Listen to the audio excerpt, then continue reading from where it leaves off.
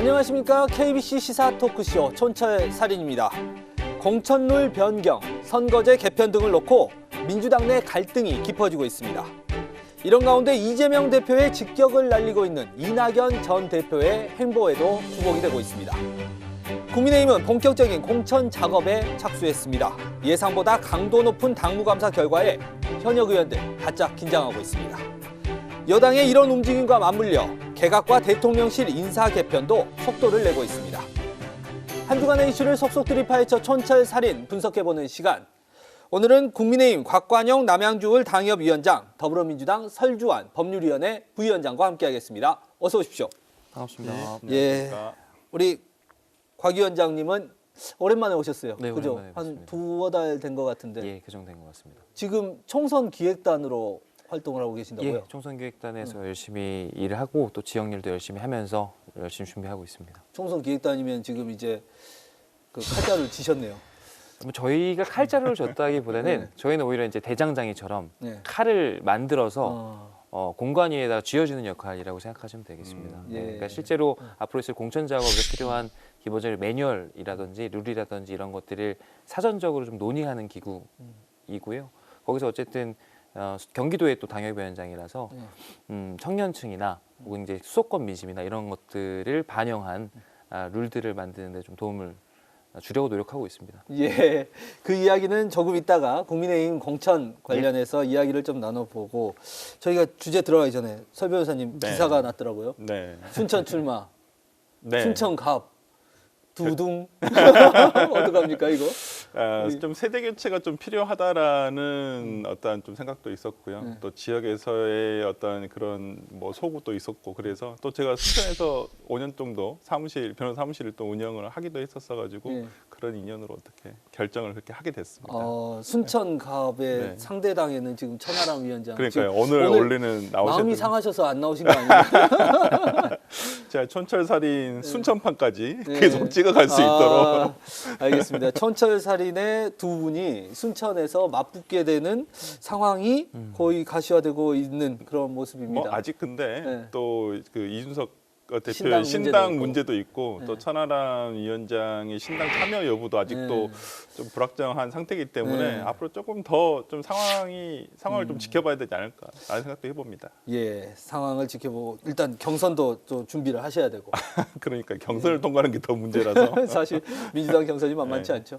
자, 오늘 첫 번째 주제로 들어가 보도록 하겠습니다. 총선 앞에 깊어지는 민주당 내용입니다.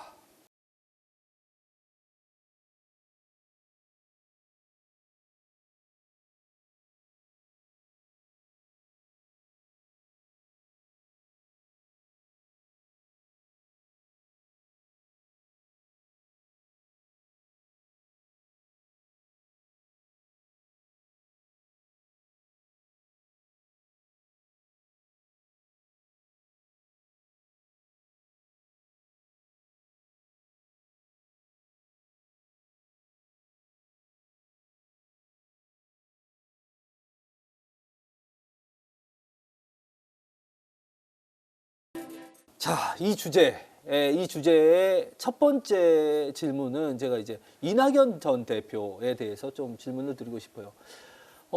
전후의 시체 위에서 응원가를 부를 수 없다라고 네. 말한 지 얼마 안 돼서 계속해서 이제 언론 인터뷰라든지 본인의 어떤 포럼 발언들이 강도를 더하고 있습니다.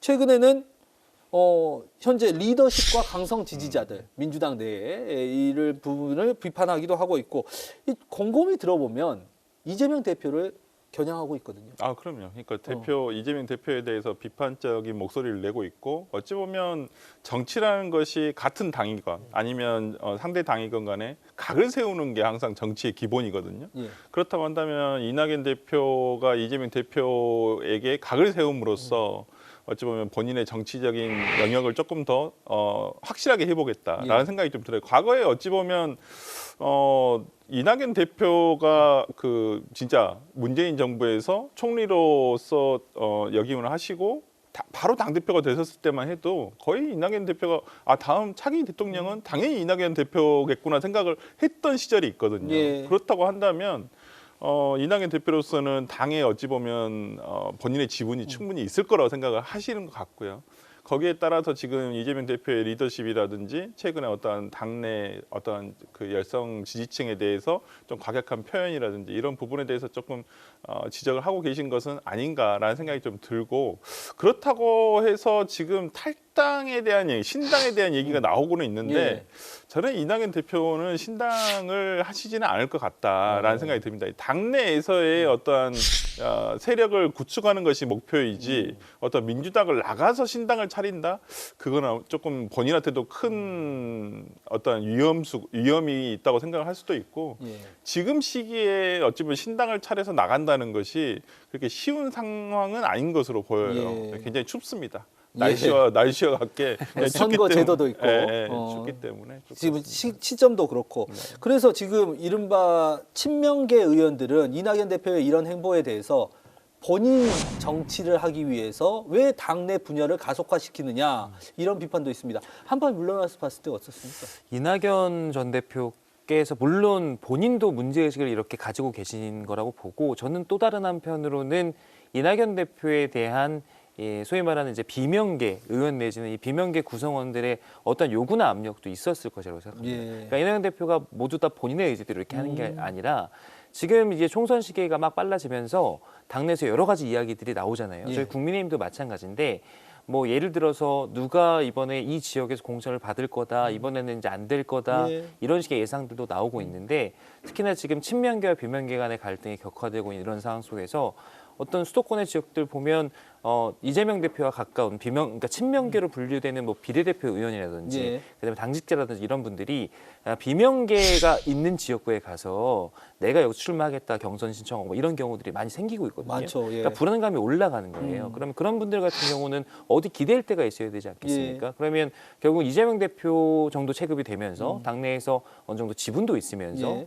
그런 구심점이 필요한 것일 텐데, 그게 저는 이제 이낙연 대표에 대한 요구 이런 예. 것들로 나타나고 있다고 보고요. 다만 설 변호사님 말씀하신 대로 그렇다고 그분들이 세력화를 해서 예. 당 밖에서 뭔가를 도모할 것이냐, 이거는 사실 지금에서는 어렵다라고 보는 것이요. 타이밍에 문제가 있습니다. 만약에 이분들이 경선까지 참여를 하려고 만약에 한다면 예. 경선 이후에는 사실은 뭐 친당 창당이나 뭐 이런 출마들이 불가능하거든요. 예. 아예 이분들이 가능성이 없다라고 판단하고 미리 우리는 경선에 불참하겠다 하고 나가서 당을 차리지 않는 이상은 예. 사실은 신당 창당이라는 게 쉽지 않습니다. 예. 그중에 현역 의원들도 많이 계시거든요. 그래서 양당에게 결정을 해야 될 텐데 지금으로서는 그 리스크를 다 감당하면서 나가서 뭔가를 하겠다?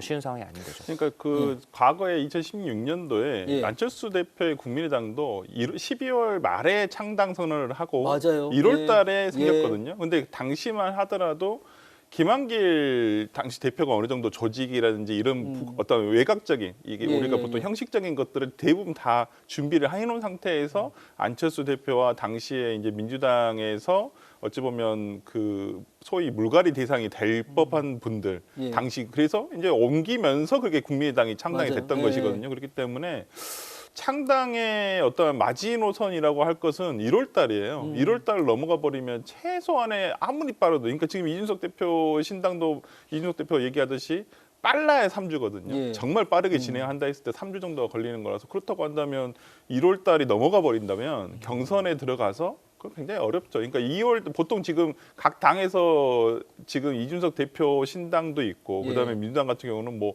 조국 신당이 나타날지 안 나타날지는 모르겠습니다만은 어떤 민주당 쪽 신당이 생길 우려 때문에 공천을 굉장히 늦출 거란 말이에요. 예. 지금 제가 알기로는 3월 20일 정도가 아마 후보자 등록일일 거예요. 이틀간 등록을 하는데 아마 그 즈음에 3월 달 정도 들어가서 경선을 하지 않을까. 그래야지만 마지막에 어디 갈 수가 없거든요. 만약에 예. 그래도 왜냐면 내가 떨어질 것 같아. 예. 그리고 컷오프 대상이 될 것 같아. 예. 라고 해버리면 바로 가버려요.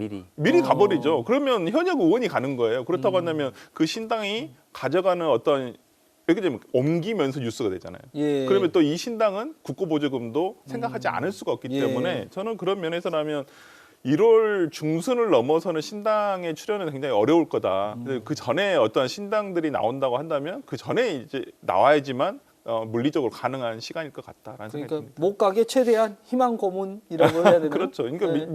왜 그러냐면 경선에 들어가 버린 순간 거기서 더 이상 어떻게 할 수가 없잖아요. 그렇죠. 예. 예. 그렇기 때문에 그럼에도 불구하고 지금 친이낙연계 원외 조직이라고 불리는 민주주의 실천 행동은 예비 당원을 모집하고 있는데 이런 것들은 그러면 이런 말하기 그렇지만 블러핑? 블러핑이라고 봐야 되는 거죠. 네. 그러니까 당내에서 기본적으로 이런 목소리들이 힘을 얻기 위해서는 어느 정도는 우리가 실제로 이렇게 행동에 옮길 수 있다라는 것을 선언적으로 보여주는 게 필요하다고 보고요. 그런 측면에서 지금 저도 설 변호사님 말씀에 동의를 하는 것이 민주당으로서는 계속 뭔가 시간을 질질 끌면서 어디 밖으로 튀어나가는 행동들을 못하도록 만드는 게 유일한 전략일 텐데 예. 그런 부분에 있어서 좀 압박을 주면서 실제로 뭔가를 정확하게 뭐 무조건 여기 공천 주겠다 예를 들어서 이렇게 하는 것이 아니더라도 어느 정도 지분 보장에 대한 암묵적인 합의라든지 예. 이런 것들을 이끌어내기 위한 레버리지로 쓸 가능성은 있다라고 봅니다. 실제로 탈당 이야기가 계속 끊이지 않는 분도 계세요. 이상민 의원이라든지 뭐 그 이제 김원욱 의원은 좀 아니지만 이원우 의원은 의원님이랑 뭐 조홍천 의원, 조홍천, 김종민 네. 의원님 같은 경우는 제가 직접 만나서도 얘기를 해보면 탈당에 대한 얘기를 한 아, 번도 네. 언급한 적이 없으세요. 본인 스스로도 저는 탈당을 얘기한 적이 없습니다라고 이야기할 정도. 네, 뭐 전혀 없으시고 근데 그런 이상민 의원은 생각도 탈당을 이제 국민의힘밖에 선택지가 없다 이 정도의 발언까지 근데 나오고 좀 있는 많이 실망했어요. 최근에 어떤 인터뷰를 보고 네. 본인은 그냥 국회의장이 되기 위해서라면 뭐 국민의힘으로도 갈 수 있는 거 아니겠느냐. 그러니까 오로지 본인의 정치적 목적이 국회의장이라는 것밖에는 안 되거든요. 그러면 국회의장을 하기 위해서 당을 가리지 않겠다. 예. 저는 오히려 정치인으로서 정말 이제까지 오선을 하면서 지역 주민과 어찌 보면 민주당 원들에 대한 저는 배신이라고 생각하거든요. 저는 이런 분이 더 이상 의원을 하면 안 된다고 생각해요. 아, 그 이런 정도로 생각, 실망을 이 하셨어요? 정도의 정치에 대한 가치를 가지고 계신 분이 무슨 정치를 해요? 한 번 더 하는 게 무슨 의미가 있어요? 그리고 이분이 국회의장 한다 해서 국회가 발전할 것 같나요? 저는 안 될 거라고 봐요. 그렇기 때문에 저는 이상민 의원님은 민주당에서 나가시는 게 맞다. 나가시는 게 맞다라고 생각을 하고 뭐 더 이상 정치하시면 안 될 것 같아요. 이런 생각 가지고 정치하느니 뭐하러 한 번 더 합니까? 굳이. 이상민 의원의 국민의힘 행보에 대해서 우리 곽 위원장님은 어떤 생각이십니까? 뭐 말씀하신 측면도 있겠지만 이상민 의원께서 받으신 개인적인 상처라는 예. 것에 대해서도 이야기하신 적이 있잖아요. 그러니까 내가 과연 이 당에서 존중받고 있는가에 대한 본질적인 얘기가 들었다. 예. 이런 말씀들을 하시기 때문에 물론 말씀대로 그 여러 가지 명분이나 이런 측면에서 비판받을 지점은 있겠지만 하실 수 있는 선택일 수도 있겠다. 근데 다만 그게 저는 국민의힘으로 갈 수 있다는 것에 대해서는 좀 놀랐거든요. 거기에 대해서 저희 국민의힘이 처음에 쌍수 들고 환영한다 뭐 이런 표현을 예. 썼던데 사실 이제 모든 당내 구성원들이 그렇게 생각하는 건 아니고요. 여러 가지로 이제 명분이라는 측면에서 아니 우리랑 가치를 공유하는 게 있나? 예. 내지는 뭐 여러 가지 지역에서도 그동안 우리랑 이제 각을 세우면서 싸웠던 이런 분들이 만약에 우리와 함께 하게 됐을 때 여러 가지 우려되는 측면들이 있지 않겠습니까? 예. 그럼에도 불구하고 당에서 이런 부분에 대해서 뭐 환영을 하는 이유는 그런 거겠죠. 지금 민주당의 주류들이 예. 사실은 민주당 내에서 벌이고 있는 여러 가지 행태들에 대해서 저희가 비판할 수 있는 또 지점이 되지 않겠습니까? 내부 고발까지는 아니더라도 오셔가지고 나는 이런 일을 당했다. 지금 민주당의 현 상태가 이렇다. 이런 네. 이야기들을 저희 국민의힘과 함께 한다고 했을 때 그때 그 파급력이라는 것들을 생각 안 할 수가 없기 때문에 일단은 오시게 되면 아마 그런 식의 어떤 그림을 그릴 수도 있지 않을까라는 생각 정도 하고 근데 있습니다. 좀 머순데요. 아니 지금 예. 국민의힘 자체적으로는 오선이 설병수 의원이라든지 이런 중진들의 물갈이론이 있는데 그렇죠. 오히려 오선 의원을 받아들인다. 예. 글쎄요, 저는 그게 납득이 될까요? 지금 조경태 의원도 아니 부산에서 잘 지키고 계시는데 오히려 서병수 의원이나 조경태 의원 같은 부산에서 지역구 탄탄하게 지키고 계시는데 물갈이 대상이에요. 다선 의원들이 네, 그렇죠. 지금 불출마라든지 험지 출마를 어찌 보면 혁신위에서 요구받고 있는 상황인데 오히려 대전에 있는 오선 중진 이상민 의원을 받아준다? 그건 좀 이해할 수가 없어요. 그러니까 모르겠습니다. 민주당 상대 당이었으니까 뭐 우리 지역에 또 그 지역에 굉장히 험지예요. 그러니까 국민의힘 소속 어떤 계열이 한 번도 당선된 적이 없는데 그렇다고 그걸 민주당의 오선 의원을 받아들이면서 자신의 당에서 오선 의원들은 정리하고 조금 뭔가 좀 맞지 않지 않느냐라는 생각이 좀 듭니다. 굉장히 또 이상민 의원의 최근 발언에 대해서도 좀 저는 굉장히 많이 실망했습니다. 실망하신 것 국회의장 같고. 되려고 육선한다는 게 말이 되는 얘기인지. 좀 다른 주제인데 한 번도 민주당인 적이 없었던 우리 조국 전 장관도 이제 민주당 이제 어쨌든 야당 쪽의 신당으로 움직임이 폭폭이 확대되고 있습니다. 조국 전 장관이 광주에서 지금 북콘서트 예고하고 있는데 신당 만들 거라고 보시는지 어떤 방향이 될 거라고 보세요? 저는 신당으로 갈 가능성이 크다라고 생각합니다. 예, 예. 일단 본인께서 비법률적인 방법으로 명예회복하겠다라고 맞아요. 이야기하면서 정치 참여의 의사를 밝혔다고 생각하고요. 그런데 그러면 그 방법이 무엇일 것이냐? 그러니까 지금 조국 장관뿐만 아니라 뭐 추미애 전 장관이라든지 송영길 전 대표라든지 이런 분들이 함께 이야기가 되고 있는 것이 뭐냐면 과연 이분들이 민주당 내에서 이제 정치 활동을 이어갈 것이냐 아니면 밖에서 따로 캠프를 꾸릴 것이냐인데 후자의 가능성이 쏠리지 않겠습니까? 예. 왜냐하면 지금 당내 주류들 같은 경우도 뭐 송영길 대표라든지 조국 장관의 이런 행보에 대해서 그렇게 좋게 보는 것 같지 않아요. 좀 약간 마뜩찮은 그런 반응이 나오거든요. 민주당 내에도 큰 도움이 되는 것 같지도 않고요. 그러니까요. 네. 특히나 최근에 송영길 대표의 어떤 부적절한 언어라든지 뭐 이런 부분들이 일종의 리스크처럼 작용하는 측면이 있어가지고 그런 것도 있고 구조적으로도 이분들이 완전히 결이 같다라고 보기는 어렵기 때문에 사실은 뭔가를 도모하려고 한다면 따로 하는 것이 맞겠다라고 생각하고 저는 조국 전 장관의 광주행은 상당한 의미가 있다. 그러면 신당을 창당하려고 하는데 어디를 기반으로 할 것이냐라는 예. 문제가 중요하지 않겠습니까? 뭐 수도권을 기반으로 할 수도 있고 근데 예전 사례를 보면 안철수 전 대표가 국민의당을 창당하고 성공할 수 있었던 이유는 결국 본진에서 이 원래 가지고 있던 그 문제의식을 기반으로 해가지고 뭔가 그 이 진용을 꾸렸기 때문에 가능했던 일이거든요. 예. 저는 조국 전 장관께서 비슷한 그림을 그릴 수도 있겠다라는 생각을 하고 있습니다. 예, 이 부분도 다음 주 월요일 날 광주에서 북콘서트를 한다고 하는데 최초로 또 언론에 공개를 한다라고 공지가 왔더라고요. 그러니까 서울에 있는 기자들도 네. 신청을 했더라고요. 그러니까요. 예, 네. 그래가지고 제가 첫 언론 공개입니다. 이래가지고 그러니까 무슨, 되게 그것도 강주에서 예. 그래서 좀 약간 의미심장하지 않나라는 생각을 하고 있고 기자들도 서울에 있는 기자들도 물어보니까 굉장히 궁금증을 많이 가지고 있더라고요. 예. 그날 도대체 어떤 발언이 나올지 예. 신당에 대한 얘기가 나올지 그렇다고 한다면 그러니까 아까도 말씀드렸지만 신당 할 거면 1월 중순 전에 해야 돼요. 무조건. 예. 그렇다고 한다면 12월 4일이면 그렇게 멀지 않은 그러니까 그 시간이 많이 남지는 않았거든요. 제가 알기로는 뭐 물밑 작업을 어느 정도는 하고 있다는 것으로 알고 있는데 뭐 조국 신당의 출연이 저는 어느 정도 기정사실화 되지 않을까라는 생각을 해보고 누구랑 함께 하느냐가 제일 중요하지 않을까라는 생각을 해봅니다. 예, 민주당이 사실은 시끄러운 더 큰 포인트가 있습니다. 무슨 의원들의 이야기, 설전들이 오가는 포인트, 바로 선거제도 개편입니다. 비례대표를 어떻게 가져가느냐, 지금처럼 연동형으로 남아 있느냐, 아니면 병립형으로 회귀를 하느냐. 지금 어쨌든 국민의힘은 병립형으로 가자 이런 입장인 거죠. 저희는 처음부터 병립형을 예. 유지하자라는 입장이었죠. 준연동형 비례대표제가 논의가 나올 때 예. 지난번에도 패스트트랙 태워가지고 야당에서 그러니까 예. 현재 야당에서 그냥 강행 처리하지 않았습니까? 그래서 저희는 계속해서 꾸준한 입장을 두고 있는 거고 그런 겁니다. 그러니까 지금 저희가 만약에 조금 더 합의제적인 어떤 국회의원 선거제도가 가능한 예. 내각제 운영 국가라면 오히려 매칭할 때 이게 괜찮을 텐데 지금과 같은 대통령제 국가에서 이러한 그러니까 원래는 준연동형 비례대표제도 이게 그 완벽하진 않아요. 독일식 완전한 연동형 비례대표 정도 돼야지 예. 우리가 흔히 얘기하는 불비례성이라든지 그다음에 지역구도라든지 이런 예. 것들을 좀 해결할 수 있는데 이것도 완벽한 대안은 아니거든요. 그런 측면에서 과연 지금 이런 방향의 지난번에 심지어 그 위성정당이라는 괴물을 낳으면서 예. 이 꼼수 때문에 또 완전히 이 효과가 무력화되는 일도 있었지 예. 않습니까? 그래서 아예 원점으로 돌아가서 다시 한번 재논의를 시작하자라는 게 깔끔하지 않나 보고요. 근데 이제 사실 저희가 이렇게 의견을 내는 게 중요하겠습니까? 그렇게 지금- 다수당을 차지하고 있는 네. 민주당에서 어떻게 결정하느냐에 따라서 결국은 결정될 텐데요. 민주당에서도 가장 중요한 게 이재명 대표의 입장인데 이재명 대표가 최근에 유튜브에서 발언을 한 것을 보면 멋있게 지면 무슨 소용이 있겠냐. 현실의 엄혹함은 무시할 수 없다. 이 병립형으로 국민의힘에게 못 이기듯이 끌려가려는 거 아니냐 이런 해석도 나오고 있습니다.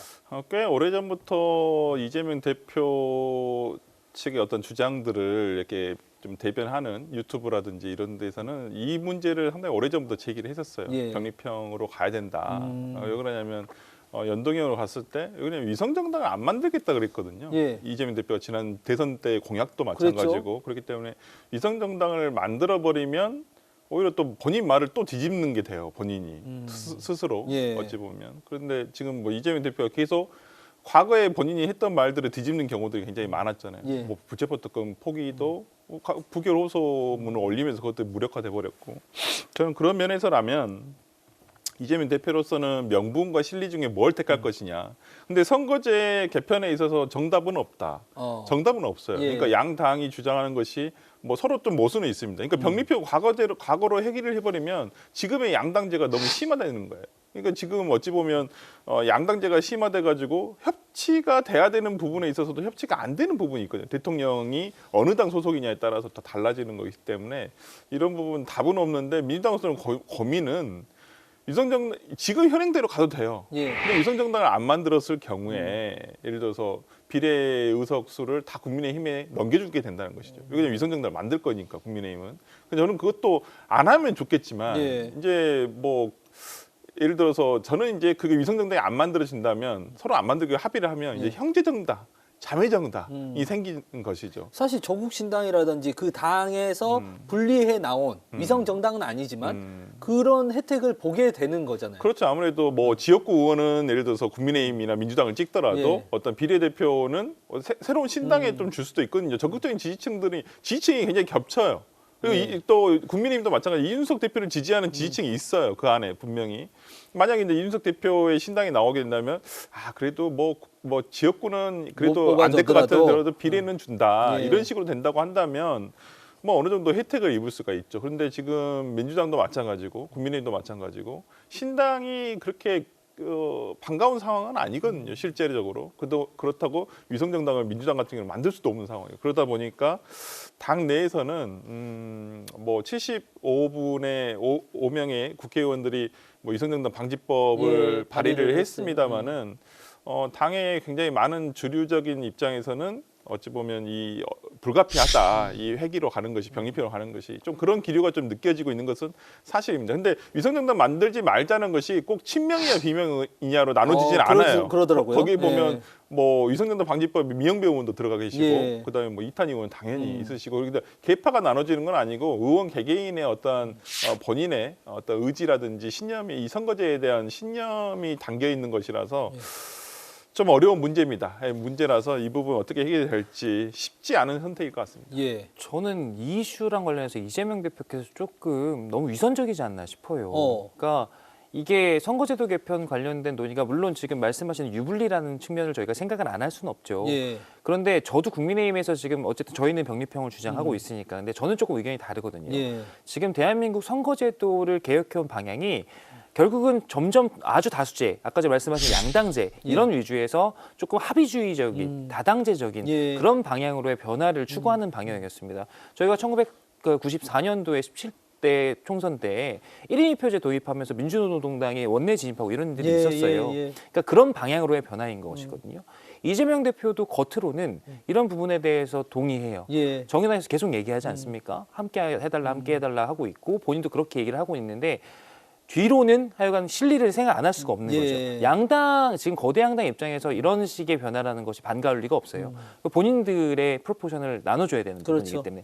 그럼에도 불구하고 대한민국 전체를 위해서 옳은 방향으로 나아갈 것이냐, 아니면 그냥 머무를 것이냐, 기득권을 지키면서 이 양당의 선택인데, 이재명 대표가 지금 여기서 선택하고 있는 방법은 결국 실리를 취하면서도 명분도 잃지 않기 위해서 자꾸만 국민의힘에다 공을 넘기는 그런 모습이에요. 지금 얘기하고 있는 게 그런 거 아니겠습니까? 결국은 선거제를 합의를 통해서 해야 되기 때문에 우리 민주당은 기본적으로 연동형으로 가고 싶지만 국민의힘의 의견도 들어봐야 되겠다라는 지금 그런 전략이거든요.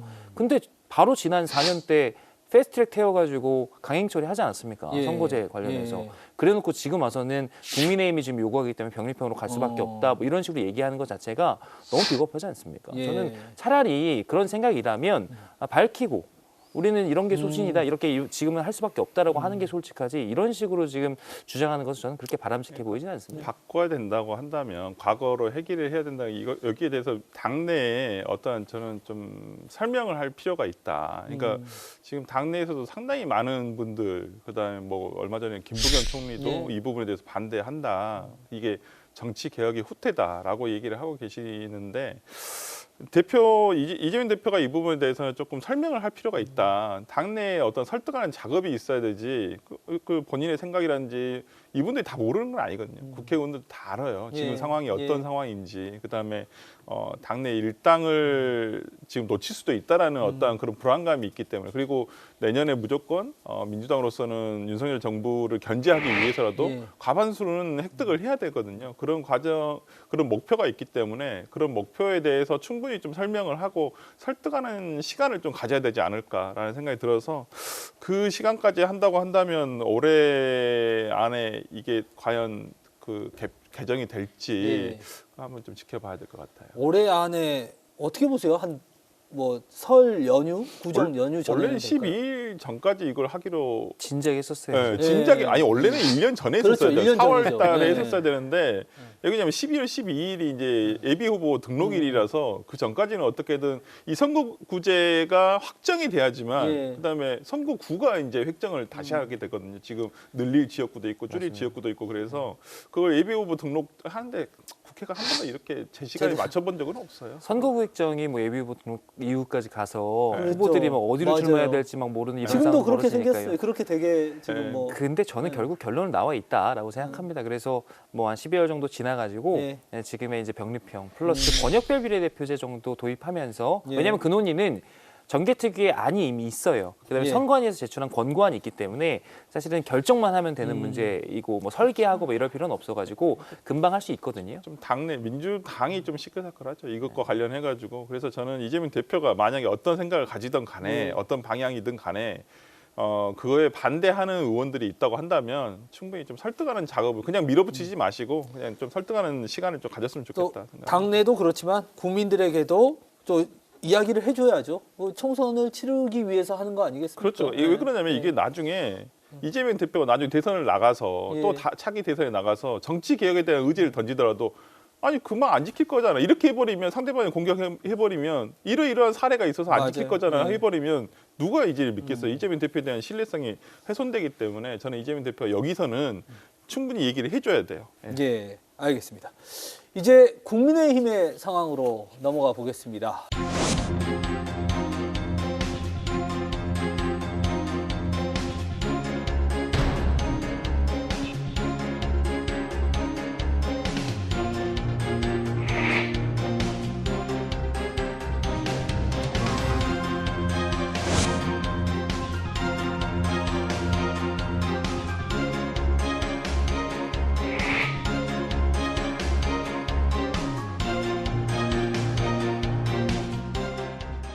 일단 인요한 혁신이 이야기부터 안 할 수가 없는데요. 인요한 혁신이 굉장히 광포행보를 했고 기대치 이상의 활동을 해준다라고 했었는데 점점 뭔가 이렇게 잡음이 나더니 지금은 이제 조기 해산 얘기까지 나오고 있습니다.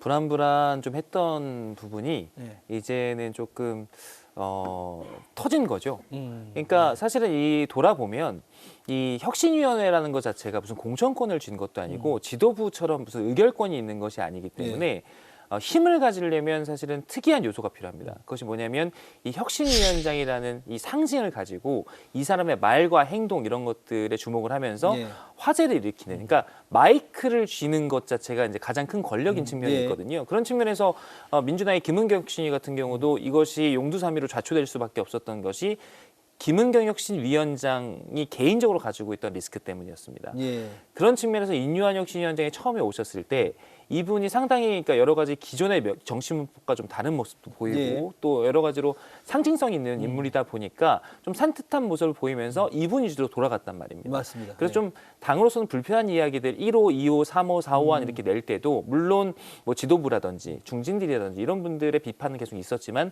그 힘으로 끌고 왔다는 말이죠, 의제들을. 예. 근데 바로 그 부분, 그러니까 인요한 위원장의 리더십이 흔들리는 순간 사실 이 혁신이라는 게 흔들흔들 될 수밖에 없는데 본인의 어떤 말 때문에, 그러니까 이준석 전 대표에 대한 부적절한 표현 때문에 이분이 가진 리더십 자체가 상처받게 되면서 그게 기본적으로 지금까지 혁신위를 떠받치고 있는 힘이었다라고 한다면 지금 혁신위가 완전히 동력을 잃게 되는 그런 수순으로 갈 수밖에 없는 것이죠. 이야, 참 이 혁신이 양당 모두 이 혁신위로 뭔가 변화를 꾀하고 지지를 받는 것이 쉽지는 않네요. 참. 그러니까 혁신이가 양 당 모두 네. 발생을 했을 때 상황을 보면 민주당 같은 경우에는 코인 사태, 예. 그다음에 돈봉투 사태 예. 이게 터지면서 나온 거였거든요. 그러니까 어찌 보면 양당 모두 마찬가지예요. 여기는 국민의힘은 강서구청장 보궐선거의 패배를 원인으로 해가지고 예. 발생한 거잖아요. 그러니까 원래는 집행부가 책임을 져야 될 것을 한마디로 총알바지를 내세운 거예요. 그러니까 당연히 권한은 준다고 하지만 여기서 어떤 혁신안을 내세우면 예. 그거 듣기는 싫어. 그거 우리가 받아줄 수 없어. 이렇게 되는 것이거든요. 그러니까 김경호 씨에 대한 것도 당시에 안은 뭐 몇 가지가 있었습니다만 실제 받아들여진 것은 오히려 뭐 지금 감산 문제, 그 총선 관련한 그 감산 문제만 조금 더 있는 것이고요. 그러니까 뭐 지금 인요한 혁신위 같은 경우는 차라리 위원장이 현명했던 것 같아요. 제일 처음에 그랬잖아요. 그 인요한 위원장이 전화가 와서 본인한테 혁신위에 합류했을 때 나는 시간 끌기용은 안 가겠다라고 했는데 여실히 드러났잖아요. 김경진 의원이 같은 혁신위원들한테 이건 시간 끌기용이니까 조금만 그런 있어달라. 뭐 이야기들이 전해지고 있죠. 뭐 일부 보도에 의하면 그러더라고요. 그러니까 야 천하람 위원장이 그래도 이 정치를 바라보는 눈이 있구나라는 생각이 좀 다시 한번 들었고요. 아무래도 순천가 보는 게 많이 미안한가 봅니다. 자리에 없는데도 계속 칭찬을 해주는 거 보면요. 예. 근데 이 혁신위가 이렇게 지금 위기를 맞으니까 사실은 당내에서 압박을 받고 있던 중진들이라든지 그런 일부에 있는 구성원들이 일종의 안도를 하는 모습들도 보여요. 근데 저는 전혀 잘못 생각하고 계신다는 생각입니다. 그러니까 말씀하신 대로 인유한 혁신위가 오히려 지금 강서구청장 보궐선거 패배 이후에 이 국민의힘의 기존의 어떤 지도 체제, 그다음에 주류들을 지켜주고 있는 측면들이 있었어요. 현상을. 근데 오늘 드디어 이제 인요한 혁신위원장도 비대위 이야기를 꺼내지 않았습니까? 사실은 원래부터 훨씬 더 뼈를 깎는 전면적인 개혁을 해야 된다는 요구들이 당내 외에서 있었는데 이 부분이 혁신위가 이제 좌초될 위기에 놓이면서 다시 올라왔거든요. 훨씬 더 큰 변화가 있을 수 있고 훨씬 더 충격적인 어떤 제안들이 있을 수 있습니다. 그러니까 지금 이 부분에 대해서 오히려 안심하고 계시다면 저는 오산이다라는 말씀 추가로 드리고 싶습니다. 그런데 김기현 대표는 비대위 얘기가 나오고 있는데요. 훨씬 더 강력한 당무 감사를 결과를 내놨고 또 본인이 공천권을 행사하겠다는 의지를 강하게 보이고 있습니다. 네. 그러니까 김기현 대표 입장에서는 당연히 지금 현 지도 체제를 이끌고 계신 분이니까 강력한 리더십을 쥐고 있는 것은 중요하죠. 근데 당에서 지금 당무 감사를 강력하게 해서 데이터를 갖다 놓고 이런 부분들이 나중에 혁신 작업이 진짜 실제로 이루어져서 뭐 예컨대 비대위가 들어오거나 아니면 뭐 다른 방식의 혁신들이 있었을 때 다 그 재료로 쓰이는 겁니다. 그러니까 이 뭐 당무감사 부분에 대해서 지금 당 대표가 뭔가 가질 수 있는 칼이다, 내지는 무기다 이렇게 생각할 수 있는데 실은 그렇지 않습니다. 지금 어쨌든 이런 당무감사, 저도 당무감사를 받았습니다만 이런 시스템에 의해서 움직이는 것들은 당 대표가 개인이 어떻게 할 수 있는 일이 아니고 당에서 지금 원래 주기적으로 하고 있는 이런 일들이기 때문에 이것과 이제 지금 최근에 그 이런 당내에 있는 갈등들을 연결시키는 것은 뭐 그렇게 바람직한 건 아닌 것 같고요. 아무래도 이 김기현 대표 입장에서 제일 부담인 건 그런 거겠죠. 저는 김기현 대표께서 스스로 어떤 혁신의 모습을 보여주고 싶다라는 마음도 있으신 것 같거든요. 근데 혁신이나 뭐 다른 어떤 외부에서 자꾸만 그런 것들을 떠밀어서 한다는 느낌, 그것이 아마 제일 걱정이지 않을까 싶어요. 그러니까 예를 들어서 김기현 대표께서 실제 불출마를 하시거나 지도 체제를 비대위로 전환시키거나 이런 것들을 만약에 결정한다라고 한다면 그것들도 본인의 결단에 의해서 멋지게 오롯이 나의 것으로. 그렇죠. 그런 모습을 어쨌든 퇴로라는 게 있어야 되잖아요. 멋있는 모습, 모양새라는 게 중요하지 않습니까? 그런 것들이 지금까지는 사실 보이지 않았기 때문에 조금 더 정무적으로 이제 좀 뭐랄까 고도의 전략을 가지고 움직이는 것이 필요하겠다라는 말씀입니다. 이 조금 전에는 저희가 야당 신당 얘기했는데 이제 여당 신당도 한번 얘기를 해보죠. 이준석 신당. 이게 무슨 당이 만들어질 거다, 안 만들어질 거다 이런 이야기들이 계속 있고 현실적으로 쉽지 않을 거란 이야기도 있습니다. 우리 설 변호사님 보시기는 어떻습니까? 뭐 이미 이준석 대표가 1월 신당 창당을 선언을 했죠. 인터뷰에서. 그렇기 때문에 저는 이제는 뭐 국민의힘으로 돌아가지는 않을 것 같다라는 생각이 들고요. 뭐 일단 창당을 하는데 예전에 새로운 보수당을 그때도 뭐 이준석 대표가 또 창당을 해봤었어요. 그렇기 때문에 그랬었나요? 새로운 보수당이라고 그래서 이제 저희도 잘 몰라요. 그 합당이 돼버렸죠. 거의 그 막판에. 그래서 잘 모르는데 뭐 그 찾아보면 있더라고요. 그래서 세보개라고 해가지고 국민의힘에 그 또 계파가 있더라고요. 근데 저는 그런 어떤 경험이 지금 이준석 대표에게는 시간이 그렇게 중요하지는 않다라고 생각을 하게 하는 것 같고요. 그다음에 무엇보다도 이준석 대표가 가장 장점이라고 볼 수 있는 온라인 플랫폼을 이용한 어떤 당원 모집이라든지 그다음에 당을 운영하는 것. 그러니까 최소 네. 비용으로 당을 운영할 수 있는 어떤 방법을 본인만이 해보고 싶었던 건데 과거에서부터 이준석 대표는 항상 온라인 플랫폼을 만들어서 거기서 한번 뭔가를 이렇게 이뤄보고자 했다라고 맨날 얘기를 했었거든요. 과거에도 예, 그런 예. 얘기를 했었기 때문에 저는 그렇게 지금도 어찌 보면 최근에 연락망 구축을 함에 있어서도 뭐 10만 명을 목표로 해서 어찌되었건 지난주 대구에서의 어떤 그 뭐 출정식이라고 해야 되나 하여튼 출정식은 아니었고 토크 이제 콘서트, 지지자들과의 예, 만남 일정식이에요. 국민의힘에서 저렇게 생각하시더라고요. 예. 그래서 저는 신당 창당도 그렇게 어렵지 않을 것 같다. 그냥 우리가 당원 5천 명을 모집하는 게 실제 쉽지는 않거든요. 예. 다른 것보다도. 근데 그게 또 각 지역에 1,000명씩 이렇게 모아야 되는데 지금의 이준석 대표 개인기로만 해도 1,000명씩은 뭐 1,000명씩 모으는 건 큰 문제가 아닐 거라 생각이 들어서 저는 일단 되게 흥미롭게 보고 있고 또 우리 이제 고정 패널인 어떤 천하람 위원장의 거치도 예. 상당히 좀 궁금하다 생각합니다. 천하람 위원장은 지난주에 나와서 다른 건 모르겠지만 순천 출마는 다시 한번 한 번 더 확언하겠다 이렇게 말하고 갔는데 우리 곽 위원장님은 어떻게 보시나요? 아니, 당연히 천하람 위원장께서 오롯이 결정할 문제이고요. 예. 근데 지금 입장에서는 천하람 위원장께서 뭔가 결정되지 않은 상황이기 예. 때문에 현직 당협위원장, 국민의힘 당협위원장이 뭐 순천에서 출마한다라는 것 이외에 다른 얘기를 하는 건 옳지 않죠. 예. 근데 저는 여전히 가능성은 열려 있다라고 생각합니다. 대구 출마의 가능성. 네, 저는 천하람 위원장께서 지금까지 해오신 그 행보를 보면 진정성이 느껴집니다. 예. 그러니까 처음에는 왔을 때 그냥 저렇게 뭔가 하다 가겠지. 뭐. 하다 가겠지. 뭐 그 얼마나 버티겠어. 네. 뭐 이런 얘기를 했는데 실제로 본인이 이 현실적인 측면들을 막 뚫고 나가는 모습들을 보여주면서 이제는 천하람 위원장께서 이 순천에서 활동하는 것에 대해서 그런 식으로 얘기하는 사람은 예. 적어도 당내외를 통틀어 없을 것 예. 같아요. 근데 다만 이제 앞으로 선택지가 열렸다고 생각했을 때 뭐 이준석 전 대표의 대구 출마라든지 예. 그러면서 이제 스크럼을 짤 수 있는 동지들과 함께 출마한다든지 뭐 이런 여러 가지 옵션들이 있을 텐데 물론 천하람 위원장께서 결정하시겠지만 이후의 상황은 여전히 지금 포텐셜이 열려 있다. 그래서 저는 천하람 위원장도 어쨌든 간에 정치인이고 본인의 꿈이 있기 때문에 네. 그런 부분들을 실현하기 위해서 당장에 현실적으로 우리가 취해야 되는 것들이 있다라고 한다면 아마 고민을 하지 않을까 싶어요.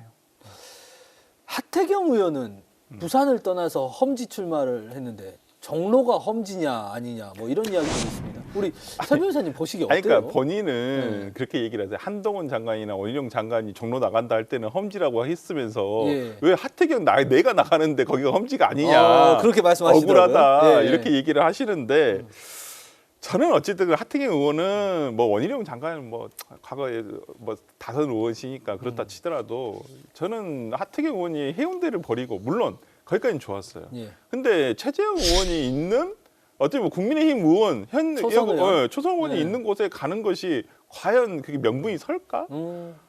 거기 예를 들어서 민주당에 센 사람도 없잖아요. 네. 물론 거기 계신 곽상원 변호사가 네. 계세요. 노무현 대통령의 네. 사위이신데 굉장히 오랫동안 가셔가지고 거기서 열심히 하고 계시는데 그 부분이 약하다는 얘기는 절대 아니지만 어쨌든 간에 대중들이 봤었을 때 민주당의 어떠한 뭐 스피커라든지 하태경 그러니까 정청래 의원도 계시잖아요. 예. 그러니까 그런데 마포라든지 아니면 정말 뭐 서대문이라든지 오히려 정말 그 영역 확장을 할 수 있는 그 국민의힘에서 그런데 갔었을 때 하태경 의원이 정말 그 험지 출마를 하는구나라는 생각을 하게 될 텐데 저는 그런 부분에서 하태경 의원의 종로 선택은 상당히 의아하다. 의아하기도 하고 좀 실망해요. 솔직히 실망이다. 말하면 해운대를 버린 것까지는 뭐 충분히 이해할 수 있었습니다. 그것도 약간 그때도 제가 아마 방송에서 얘기했었던 것 같은데 그냥 밀려난 거 아니냐.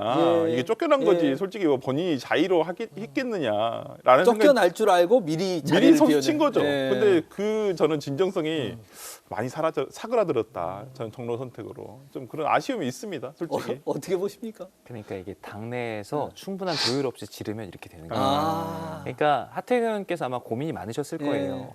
두 가지 측면인데 처음에 이렇게 선도적으로 그 본인이 계속해서 공들여 가까운 지역구를 버리고 뭐 버렸다기보다는 어쨌든 여기를 포기하고 떠나서 수도권의 승리를 이끌기 위해서 나름대로 상징성이 있는 인물이기 때문에 이렇게 출마를 결정하셨는데 그 뒤에 후발주자들이 2명, 3명 이렇게 나왔어야 되거든요. 근데 아직까지 움직임이 없죠. 그런 측면에서 본인은 조금 쫓기는 게 있을 겁니다.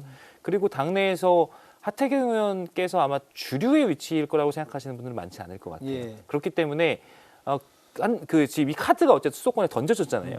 그럼 이 하태경 의원을 어떻게 전략적으로 우리가 말로 친다면 사용할 것이냐 이런 예. 것들을 당내에 생각할 수 있을 텐데 아주 하태경 의원으로서는 곤란한 상황이 처할 수도 있거든요. 거기까지 포기하고 올라왔으면 기본 성공을 거둬야지 예. 본인의 체급도 올라가고 정치적인 목표도 이룰 수 있는 건데 만약에 이 상황에서 본인이 다음에 성공을 거두지 못한다. 그러면 정치적인 미래가 어떻게 되겠습니까? 이도 아니고 저도 아니게 될 수 있기 때문에 예. 그래도 싸워볼 만한 데는 가야 된다는 판단이 있을 텐데 당과 그런 부분에 있어서 조율을 다 하기도 전에 아까 말씀하신 대로 마포 이런 데 얘기 나오는데 예. 그 하태경 의원이 마포 만약에 가라고 그러면 본인으로서는 되게 곤란하지 않겠습니까?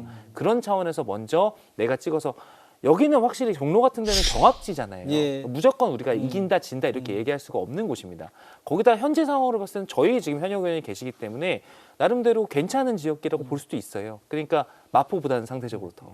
그러니까 본인으로서는 본인의 어떤 실리라든지 명분이라든지 이런 부분들을 함께 챙길 수 있는 그런 선택을 한 게 아닐까 싶고 근데 문제는 이게 당이랑 얘기가 안 됐다라는 거죠. 예. 그러니까 너무 성급했어요. 그러니까 당에서는 하태경이라는 어찌 보면 부산의 지역구를 떠나서 어찌 보면 정치 개혁의 예. 카드잖아요. 인지도도 높고요. 예. 좋은 카드죠. 예. 국민의힘에서 진짜 매단되는 스피커 중에 한 분이세요. 예. 그렇기 때문에 저는 충분히 당에서 막판에 공천 막판에 저는 쓸 수 있다고 생각을 했는데 본인이 너무 성급하게 진짜 가버리신 것 같아요. 이렇게 찍었는데 또 안 간다고 하면 또 본인 모양새만 또 빠지고 마음이 좀 급하신 그래서 부분이 있고. 급한 건 알겠는데 아니 본인이 그 정도는 아니잖아요. 제가 볼 때 3선 정도 하시고 그리고 뭐 진짜 부산에 지역구가 있지만은 굉장히 중앙에서 국민의힘을 대변하는 매단되는 스피커거든요. 그것도 양질의 스피커예요. 근데 종로라 조금 어울리지 않다. 그러니까 본인의 이미지와도 잘 안 어울려요. 본인은 약간 청년을 위하고 약간 좀 본인은 약간 젊은 정치인으로서 계속 성장을 한다라는 느낌이었는데 종로라는 지역구가 가지고 있는 특성이 약간 우리가 보통 그렇죠. 그 전에 거물급. 거물급 약간 그 전에 때면 이낙연 네. 대표, 정세균 대표 다 그렇거든요. 정치 1번지라는 어떤 수식어가 있기 때문에. 근데 하태경 의원이 종로는 조금 어울리지 않는 본인의 이미지와도 기존의 이미지와도 어울리지 않는 지역구가 아닌가라는 생각이 좀 들어서 좀 결정에 조금 아쉬움이 많이 납니다.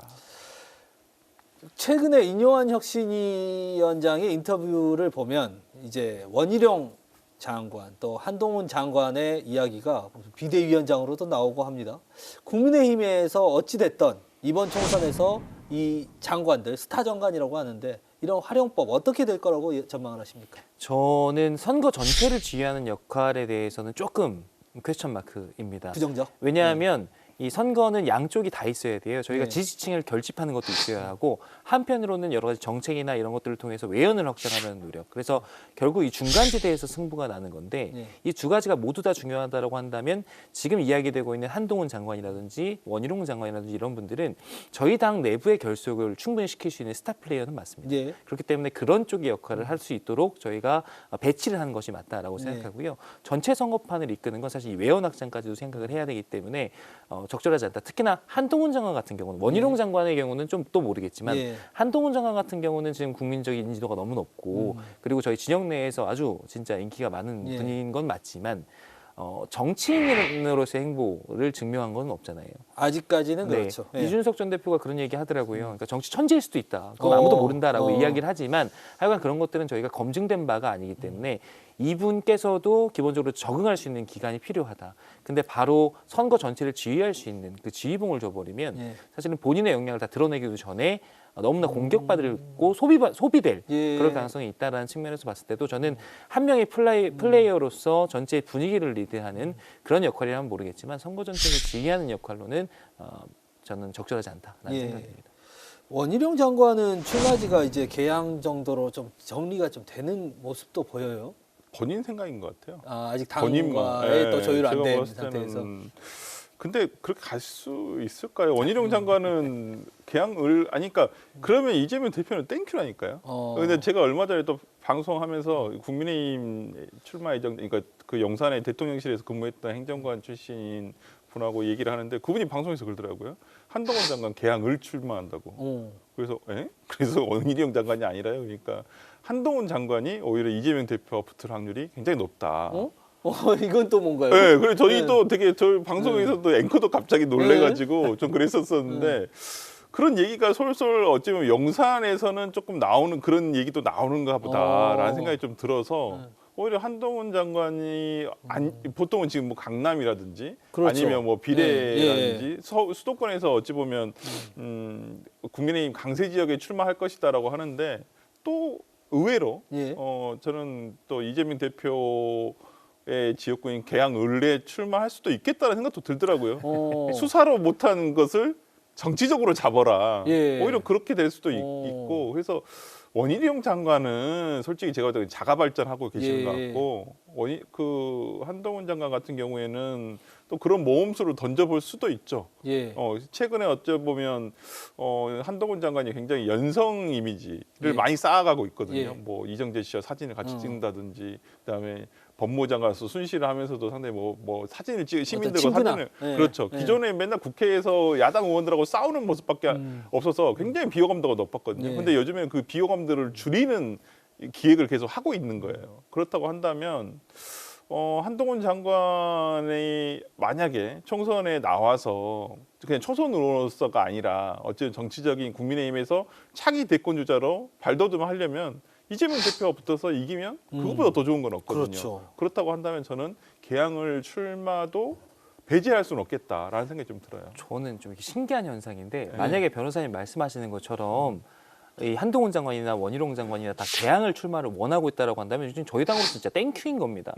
저희가 오히려 걱정하는 건 뭐냐면 이런 스타 플레이어들 내지는 지금 용산에 계시던 분들이 출마를 한다고 나와가지고 강남, 뭐 대구, 비례 그런데 비례 이런 데 쉬운 데 가는 게 제일 우려되는 그림입니다. 근데 계양을은 정말 힘든데 그러니까 이게 이재명 대표께서 계시는 것도 그렇지만 이재명 대표가 아니라 다른 분이 계셔도 계양은 힘든 데입니다. 이재명 대표가 거기를 픽한 이유도 그렇죠. 사실은 좀 너무 안방 간 거죠. 안방 간 건데 저희 같은 경우에 거기 가서 도전하겠다 이런 스타 플레이어들이 이거는 저희 당으로서는 진짜 땡큐인 겁니다. 저는 항상 어떻게 주장하냐면 특히 한동훈 장관 같은 경우는 그러니까 너무 편한 곳에 가가지고 뭐 이렇게 무조건 쉽게 그냥 정치한다라는 이미지를 받는 것이 아니라 우리 당에서 격전을 벌일 만한 진짜 그 마지노선쯤에 가가지고 승리를 견인해라라는 것이 사실은 저는 지금 그 가장 좋은 활용법이라고 생각하거든요. 근데 개항을 가가지고 물론 아까 말씀하신 대로 개인적인 체급 때문에 내가 그 야당의 지금 대선 주자급을 잡았다라는 것이 본인의 체급을 키울 수 있어서 그런 선택이 매력적일 수도 있겠지만 그것도 잡았을 때 얘기죠. 개항을 해서 이기는 게 쉬운 게 아닌데 떨어져 버리면 이거 여기 도전을 이렇게 여러분들이 하신다는 거는 저희 당으로서는 좋은 시그널이고요. 근데 제가 한 가지 궁금한 건 이재명 대표는 개항을 해 출마합니까? 뭐 하신다는 것 같은데 모르겠어요. 근데 만약에 진짜 원희룡 장관이라든지 한동훈 장관이 온다고 한다면 도망가면 안 되죠. 그 무조건 계양을 붙어야죠. 그때는. 도망간다는 표현보다는 오히려 아유 잘 됐네. 그러면 나 계속 여기 남아 있어도 되겠네. 그렇죠. 이런 이미지 아니에요? 오히려 더 반길 수도 있고요. 저는 명분도 생긴다고 보여요. 지금 뭐 당내에서는 일각에서는 그래요. 아니 어차피 이재명 대표는 대권을 바라보고 있는 사람이기 때문에 아니 국회의원 한 번 더 하는 게 무슨 의미가 있냐. 솔직히 어차피 당선이 되더라도 임기도 다 못 채워요. 3년 하다가 이제 국회의원 그만두고 이제 대통령 선거를 나가야 되거든요. 그렇다고 한다면 그게 무슨 의미가 있냐라고 하는 것도 있는데 원내에서 어떻게 됐든 간에 어떤 그 자신의 대권 어떤 플랜을 위해서 있어야 된다는 점에서는 뭐 그래도 국회의원을 직을 가지고 가는 게 좋지 않겠냐라는 생각이 있어서 지금 뭐 거치가 결정된 것은 아닙니다만은 만약에 저는 그냥 개항을 출마가 맞다고 보고요. 만약에 그 한동훈 장관이나 원희룡 장관이 온다고 한다면 근데 이제 그 각 당은 딜레마에 빠지죠. 원래는 가장 편안한 지역구에서 전국 선거 지원하겠다 이게 플랜이었잖아요. 근데 이제 거기에 둘 다 메모를 해버리면 이제 둘 다 전국은 절대 못 돌아다녀요. 절대 못 돌아다녀요. 거기서 정말 머리끄댕이 자꾸 싸워야 되거든요. 이재명 정말. 대표야 거기를 못 떠나는 게 리스크지만 말씀하신 대로 뭐 한동훈 장관이라든지 원희룡 장관은 당내에서 총선 안 이끌면 되는 거죠, 뭐. 그렇죠. 당연히 와서 그냥 본인이 할 역할만 하면 되는 겁니까? 일기토해가지고 적장에 목을 따면 되는 거예요. 그게 그러니까 이게 전국을 돌아다니는 것 자체가 이번에 저희 그 증명됐잖아요. 강서구청장 보궐선거에 맞아요. 저희 당의 모든 지도부들이 다 총동원됐죠. 화력을 다 네. 동원하고 뭐 알만한 분들이 나와서 주민들이랑 인사하고 아무 소용 없습니다. 네. 돌아다니는 거 중요하지 않습니다. 맞아요. 그냥 본인 있는 데 가지고 그러니까 승리를 해서 혹은 좋은 모습을 보여줘가지고 이미지 자체를 전국적으로 좋게 보여주는 것이 중요하지. 대통령실 이야기 마지막으로 조금만 해보죠. 대통령이 부산 엑스포 유치 실패 이후에 본인의 부족함이다라는 사과의 이야기를 하면서 본인의 어떤 잘못을 이야기하는 이런 모습들 좀 달라진 모습이에요. 어떻게 보셨습니까? 확실히 대통령께서 톤을 좀 다운하시는 예. 모습이 있고 그리고 어제 그 엑스포 관련해서는 사실 이게 여야가 다른 목소리를 내기가 어렵습니다. 예. 그리고 가장 그 정점에 계신 대통령께서 본인의 책임을 통감하고 그리고 그동안 고생하신 분들을 격려하고 이런 메시지를 내면서 우리가 더 열심히 해보자. 지금 우리가 부족했다. 내가 죄송하다. 이렇게 말씀하시는 건 어찌 보면 당연한 이야기입니다. 근데 이제 그동안 아무래도 조금 강한 모습들을 보이시다 보니까 이런 것이 대통령이 좀 달라진 것이 아니냐라는 평가를 받는 건데요. 저는 하실 만한 이야기를 하셨다고 생각하고 앞으로 총선이 이제 다가오기 때문에 지금은 대통령의 시간이라고 보기에는 기본적으로 이제 당의 시간이라고 예. 볼 수 있거든요. 대통령의 시간이라고 보기보다는. 그런데 대통령께서 여기에 미치는 영향 자체가 저희한테 플러스 요인으로 작용해야 되지 예. 않겠습니까? 그런 측면에서 대통령께서도 계속 전략적인 판단을 좀 하시지 않을까. 좀 전향적으로 그동안에 보여주지 않았던 모습도 보여주고 그럴 수 있기를 저도 기대하고 있습니다. 마지막으로 우리 설 변호사님 네. 영상 편지 하나 윤 대통령께 달라지신 윤 대통령 어떻게 보셨습니까? 좀 계속 좀 달라지셨으면 어. 좋겠어요. 그러니까 근데 어저께 저는 그 엑스포 유치를 실패하고 나서 이제 뭐 상당히 예견되지 않은 기자 간담회를 네. 통해서 해결을 통해서 그런 모양새는 좋았어요. 본인이 직접 나오셔서. 근데 왜 그러냐면 이제까지 윤 대통령이 해외 그렇게 많이 돌아다니셨잖아요. 근데 그때마다 항상 내는 게 부산 엑스포 유치를 위해서 그런다. 그래서 예. 국민들도 그래 뭐 유치한다고 하는데 뭐 그걸 또 반대할 이유는 예. 없고 그러니까 그런데 결과적으로 너무 참패를 했잖아요. 그러니까 예. 지금 보니까 뭐 이 분석 보고서도 잘못 올라간 것 같아요. 굉장히 뭐 박빙이다 이런 얘기가 있는데 뭐 실제 열어보니까 좀 원사이드했죠. 너무 이게 보고 이게 우리의 희망과는 다르게 너무 처참한 수준이었거든요. 정말 그런 면에서라면 뭐 부덕의 소치, 대통령의 부덕의 소치라는 표현보다는 이건 무능력이에요. 대통령이 무능력했기 때문에 이러한 결과가 나왔다고 좀 보여요. 물론 뭐 여기에 대해서 시간이 좀 부족했다 여러 가지 이유가 있을 수는 있습니다만은 어찌됐든 간에 대통령이 이제까지 해외 순방의 어떤 큰 목표 중에 하나가 부산 엑스포 유치였었는데 그것도 이렇게 처참한 결과가 돼버렸고 뭐 앞으로 그러면 계속 또 해외 순방이 이어질 텐데 그때는 또 어떤 무엇을 하기 위해서 나가시는 건지 그러니까 요즘 뭐 나오는 게 대통령의 해외 순방이 너무 잦다 네. 계속 외국에 계시다가 가끔 방한하신다라는 표현이 나올 정도로 근데 이런 부분 좀 새겨 좀 들으셨으면 좋겠어요. 너무 해외 순방도 작고 예. 예산도 너무 많이 책정이 돼 있습니다. 저희 촌철살인이 이 방송이 종영하기 전에 언젠가는 설 변호사님이 윤 대통령에 대해서 칭찬하는 날이 있기를 바라보면서 오늘 이야기는 여기서 마치도록 하겠습니다. 한마디 말로 사람을 감동시키고 세상을 변화시키는 KBC 시사 토크쇼 촌철살인 이번 주 여기서 마치겠습니다. 시청해주신 여러분 고맙습니다. 두 분 감사합니다.